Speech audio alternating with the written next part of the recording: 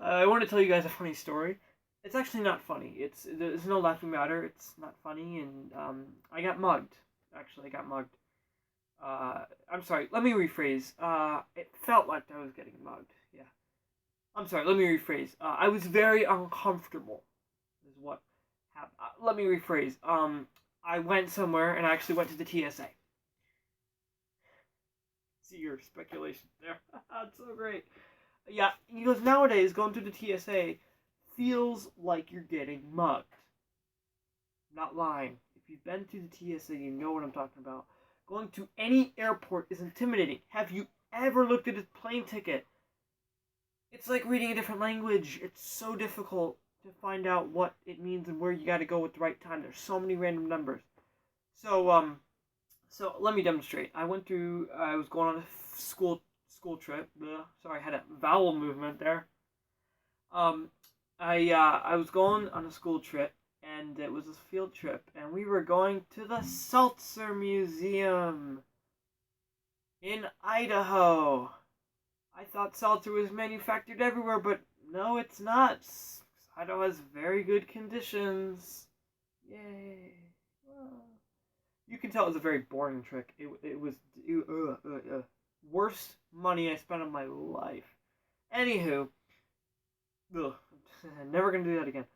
So I'm coming back home, and I go through. I haven't been through TSA for a while, so I mean, fair enough. So I go through TSA. Oh yeah, by the way, they give us all samples and special cups. They give us very special cups. It's really cool. And they're really cool cups. And anyways, I get through TSA. I get to TSA rather, and this big burly TSA agent comes up to me and yells at me. Believe it or not, yells at me and yells, "Put all your personal items in the bag."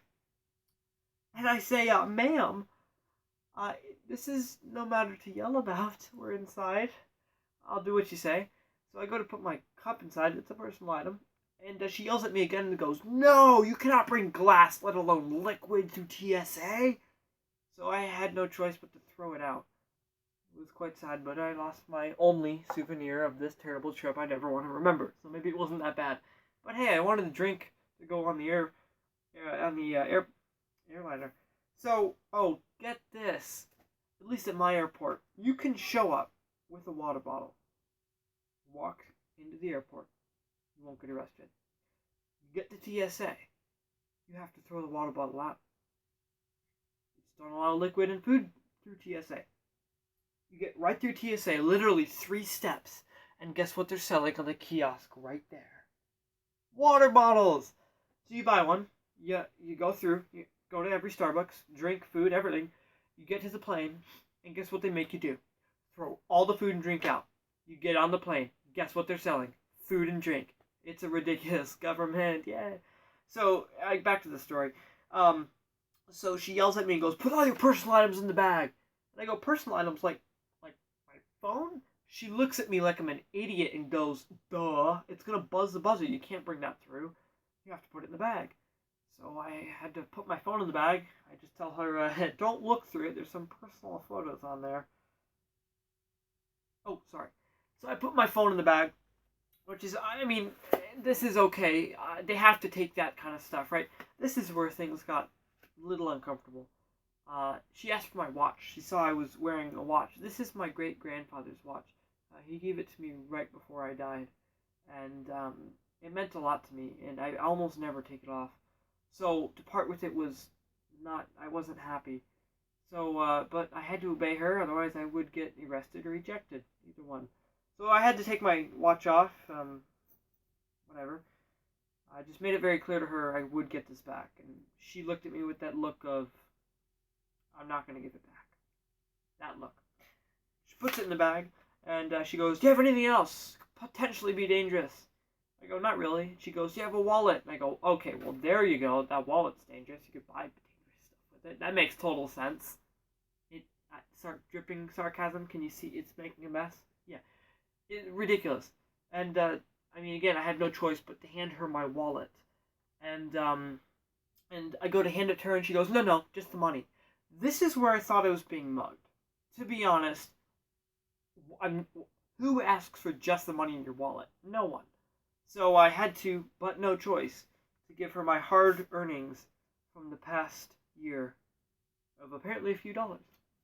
So I put them in the bag too, and so she has the bag and she takes it, and I walk through the buzzer, no bells, no whistles, get through the other side, and continue walking on my merry way.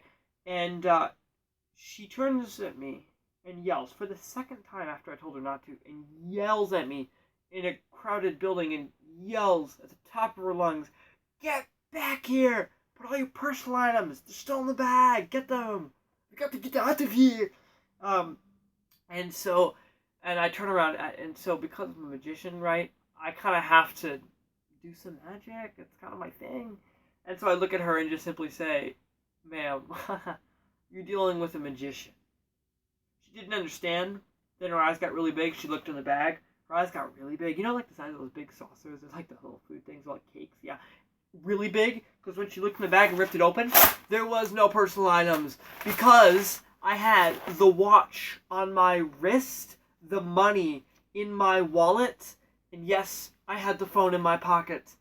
That just goes to say, if you ever come across one of us magicians and we're not trying to entertain you and you want us to entertain you and we don't want to entertain you, please don't mess with us. We don't have good days a lot of times. Usually our days aren't that good. We don't make a lot of money. Yeah, you guys can all vouch for me. Anyways, thank you. The only thing that could have made that experience any better was if I got my drink back. But hey, life is life. Life is tough. I didn't get my drink. It's not the end of the world. I can just buy another one on the other end of TSA. But, I mean, it kind of meant a lot because it was the reminder of that terrible trip. So I'm a magician. I kind of have to get that drink back. It's what I do. So, yes, here's my drink. My name is Rocket. I hope you have a great birthday, Mursu. It means the world. Just too bad that there's no drink inside. Or is there? Ba-da-ba-ba-da. Alright, I'm going to stop here because I could go on forever and just keep on doing... Oh, it's terrible. Seltzer. Only in Idaho. Alright, have a happy birthday, Mursu. I'm going to pour some of this without spilling. Have a happy birthday. Thanks, guys, for watching this. Thanks for bearing with me. Hope I entertained you, and you had some inkling of fun in this time of coronavirus. Brought to you by